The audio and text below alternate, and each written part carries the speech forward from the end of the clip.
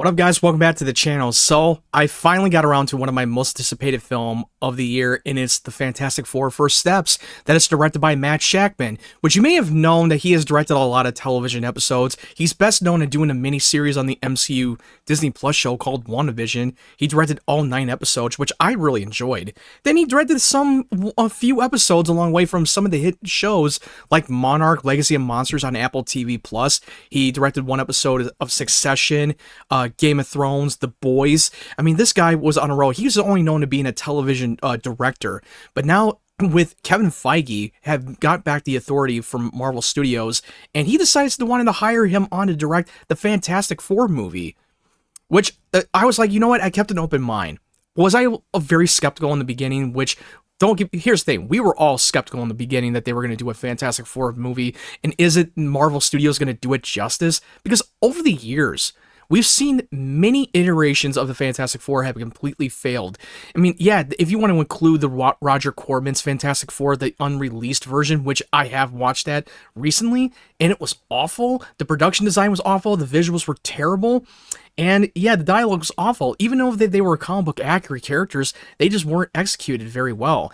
And look, the Tim stories of the Fantastic Four, the first 2 movies, including The Rise of the Silver Surfer with Jessica Alba, Michael Chiklis, and Chris Evans, I thought the 2005's Fantastic Four movie that I really unapologetically enjoyed, but it was still not a great movie. They didn't become the Fantastic Four until the last 20 minutes of the first film. Then The Rise of the Silver Surfer came, and we were all disappointed, and it really backfired. Then Fox started to take another crack at it again when they rebooted the Fantastic Four back 10 years ago, called Fan Four Stick, and yes, I'm calling it Fan Four Stick because of how they constructed the title card, and it had a brand new cast, and I was a little skeptical in the beginning. I was like, I don't know how I feel about that, but then I was like, you know what, they have a great cast, and they were getting us in a little bit of a darker approach of a science fiction horror movie, and it was going to be directed by Josh Trank, and that movie completely derailed the situation. It was awful. I mean, we were all worried that that Fox were never going to get the Fantastic Four right, and I was still hoping that maybe when they go back to Marvel, that they can actually do it right. And the trailers, I will say, I really enjoy those trailers. I even thought the second and the third one were the best. Was definitely good. A lot of people were not so fond about these trailers, but you know what? I really enjoyed the idea that Matt Shakman wanted to take this iteration of the Fantastic Four, bring them into a new reality of the MCU that is not tied into the 616 timeline, even though it is part of the continuity to the MCU overall, but it's taking place from an alternate Earth, where it is the 1960s futuristic world, and the Fantastic Four are the only superheroes on the planet, and now they're going to deal with Galactus, a powerful celestial god that can eat planets, that Earth is their next target.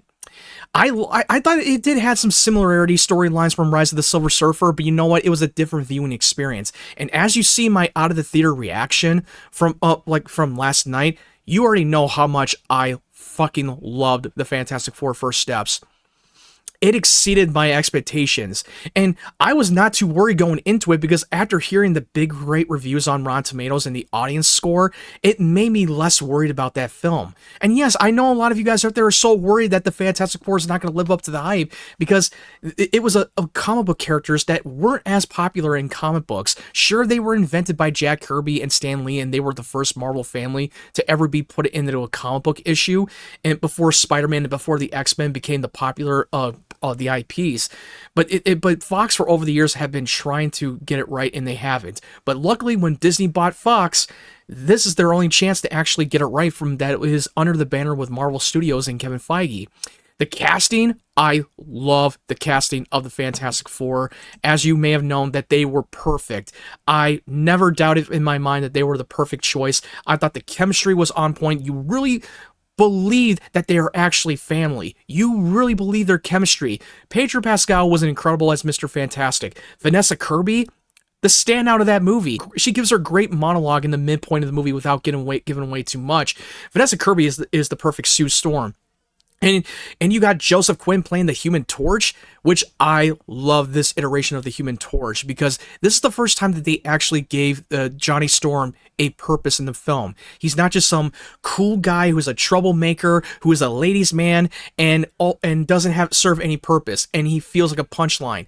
Joseph Quinn's Johnny Storm was perfect. He actually had a unique set of skills, and he served a purpose to what he was set out to do, and the way that they used the Human Torch was amazing. I mean, all four of them were the perfect the choice to play the Fantastic Four, and they're easily the definitive version of the characters. And even Ebon Moss, who you may have known that he was coming off of the heels of the show on the FX series called The Bear, and it won him an Emmy Award, and he is a big star now, and this is like one of his feature films, and he's playing Ben Grimm the Thane, and I loved him as Ben Grimm. Would I want a little bit more screen time with him to get a little bit of development of his character depth, especially when you saw in the first teaser trailer when he was staring at the window, watching on TV from an old archive footage of him when he was still human, when he was still an astronaut, and before he had these powers, and it shows you that he really wishes he could still be that guy again, and that it didn't have any dialogue. You already know what Ben Grimm's thinking,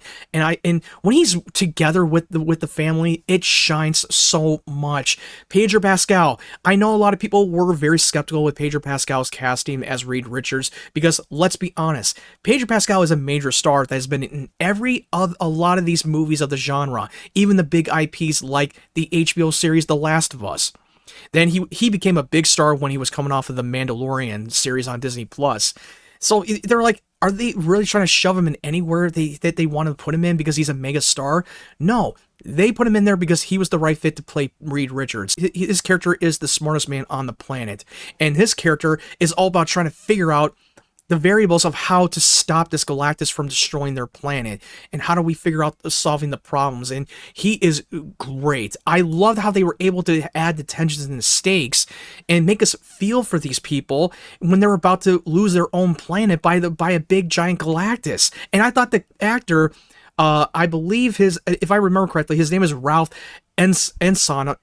I'm sorry if I'm butchering his last name, but he was incredible as Galactus. They actually made him a real character because the last live action iteration of Galactus, they made him a dark fucking cosmic cloud from the Rise of the Silver Surfer. And at the time, I didn't really know much about Galactus because I didn't do my research of the character from the comic books. But then researching it, feel like, wow, they really did him dirty at that time. But this one, they made him more menacing. They made him terrifying, even though he's not in the film much, but they give him a little bit of a purpose and a little bit of a character depth for what he is after. They do address his purpose of why he wants what he wants. And also destroying their Earth. They do address it in the clip, but I won't give that away for those of you who have not seen the clip because I want you to go in completely blind as possible if you don't want to know anything. But if you already know, you know, it is what it is. I love the character Franklin Richards, who is the son of Sue Storm and Reed Richards. I love how they establish him in the movie. He is the MacGuffin of the film, but I won't give away too much. If those of you don't know much about his backstory in the comic books, I thought he served a great purpose. Even though that there were times that the baby at times felt like it was a little CG and a little bit wonky at times, but there were times where it does look like a real baby. I mean, I know it's a minor nitpick that's not that big of a deal. And one thing I will say, the visual effects were top notch. They were top notch. The 60s futuristic, the production design, and especially when they had the Fantastic Four ship called Excelsior, which is a quote from Stan Lee, Excelsior. Yeah, and the ship was built as a model. They used practical models to build the ship with the visual effects, and even they built Galactus as a model. And I believe that if I remember correctly, I watched the YouTube video that they built miniature models when Galactus is invading New York when they're in the middle of destruction. And you know what? This makes me so happy to see this on screen. I have not seen it in IMAX. I want to watch this in IMAX because majority of the film was shot in IMAX camera and they changed the aspect ratio when Galactus shows up. And I want to feel the whole scope of it. I only saw that movie in Dolby, but it was great to see Galactus on screen and it was terrifying. Yeah, the action was absolutely incredible. There's not much of it. If you take out the action set pieces, you would still love these characters and you don't want to stop spending time with them. You felt emotionally connected with them and you really did not want to stop. And I really am glad that they were able to establish the characters better than what the other iterations haven't done. And Matt Shakman really knew the assignment. I felt the tension, I felt the stakes, even though it's a predictable movie and you already know where this is going. And yeah, there's not going to be a big major plot twist that's going to surprise the hell out of you. And the tone itself, even though when we go to Earth, it felt very much more the futuristics of the Jetsons, the whole style, the vibe to it.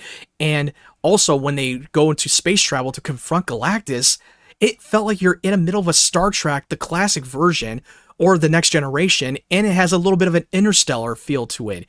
It felt very old school science fiction movie that we haven't had in a long time, and I'm very satisfied with it. One of the things I really loved about the movie was Julia Garner's Silver Surfer, that is Shia LaBeouf.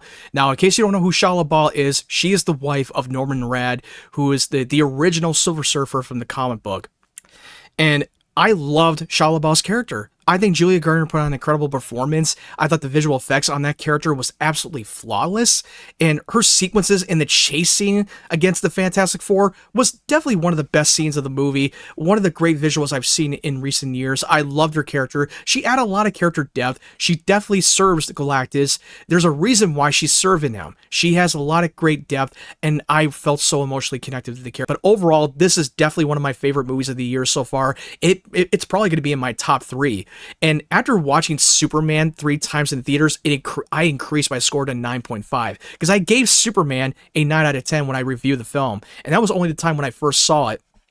Now, watching the Fantastic Four, I'm going to give my rating a 9.5 out of 10. It was near perfection. It's not like the greatest comic book movie of all time, but this is the first MCU movie that actually at its peak that we haven't had in recent years. Sure, I do count that with Deadpool and Wolverine, No Way Home, Shang-Chi and Guardians Volume 3, but this is another peak Marvel film, and hopefully that they can get back on track, because this is the great time to be a Marvel and DC fan, especially with Superman coming out, and then this movie. This would be a great double feature.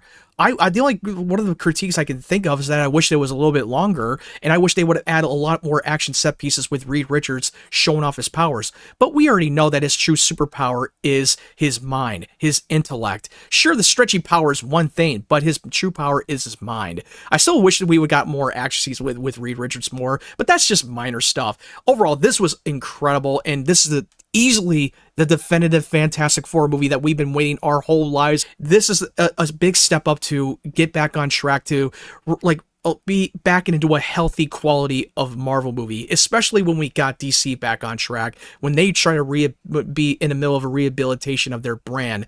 And this is pretty much feels like a new beginning of the MCU. And this is a self-contained movie. One thing I want to mention, stay for the mid-credit scene. The mid-credit scene is definitely important, and I will say that the second post-credit scene was very pointless. That's one of my negatives of the movie, that the second one was not that interesting. It was cute, but it was not worth sitting in for 10 minutes of the movie.